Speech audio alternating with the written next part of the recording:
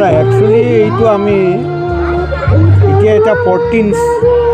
সিজন আমি 14 বছৰ হ'ল আমি 2000 আমি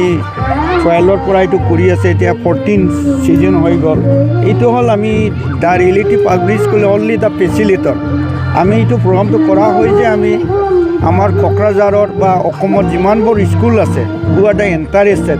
আমি যিমানবোৰ স্কুল আমি গেট টুগেদাৰ কৰাৰ কাৰণে এইবিলাক প্ৰগ্ৰামটো কৰা হয়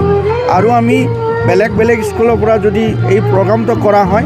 আমি ল'ৰাৰ টেলেণ্টটো ৰাইজৰ মাজত আমি সিলেকশ্যন কৰাৰ কাৰণে সুবিধা হয় কোন স্কুলৰ কোন ইভেণ্টত বেছি ভাল আজি আমি যিটো ইভেণ্ট চলিছে ইভেণ্টৰ ৰিজাল্টৰ পাছত আমি গম পাম যে কোকৰাঝাৰৰ ভিতৰত কোকৰাঝাৰ ডিষ্ট্ৰিক্টত কোন কোন স্কুলৰ আৰ্টত ভাল এইবিলাকটো কাৰণ দেখাৰ কাৰণে আমি কৰা হয় আৰু ল'ৰা ছোৱালীৰ ফেচিলিটি দিয়াৰ কাৰণে আমি সদায় প্ৰত্যেক বছৰৰ আমি এই জানুৱাৰী মাহতে কৰা হয় আমি এইটো 14 ছিজন হৈ গ'ল এইটোৰ কাৰণে আমি সকলৰ ভালৰ কাৰণে কৰিছে আপোনালোকৰ সহায়ত আমি সদায় ছাকচেছফুল হৈছে এই বছৰৰ আমি ছাকচেছফুল হৈছে বুলি ভাবি লৈছে যাতে আমি নেক্সট ইয়াৰৰ আকৌ ইয়াতকৈ আমি ভাল কৰিবৰ কাৰণে আমি ভগৱানৰ ওচৰত প্ৰাৰ্থনা কৰিছোঁ থেংক ইউ আহি মোৰ বহুত ভাল লাগিছে যে স্কুলবিলাক পাৰ্টিচিপেট কৰিছে আৰু বাচ্চাবিলাকে নিজৰ ইমাজিনেশ্যন কেনভাছত ৰাখিব পাৰিছে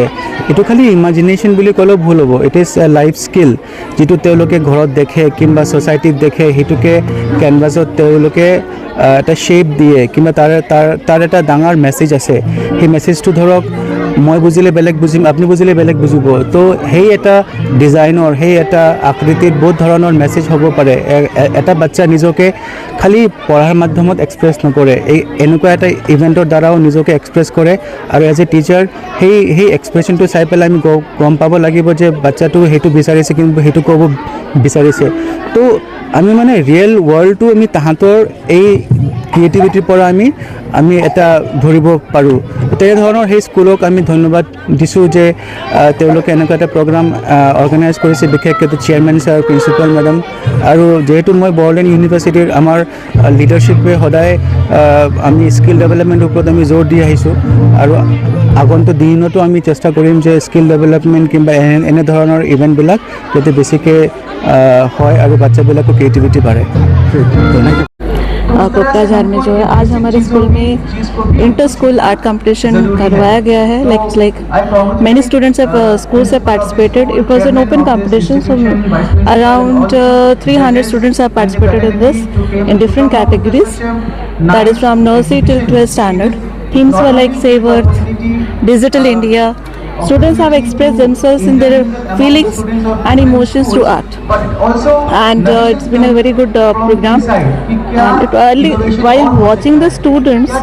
the way they were doing their art and everything, I feel so overwhelmed that many students are multi-talented, I can say, because through crayons, which I didn't expect, they were like able to shade and do the things and express what they want to. Actually, the India should be. So this is the 14th inter-school art competition which has been held over here, and I thank all the parents for coming here and making it a success. Thank you.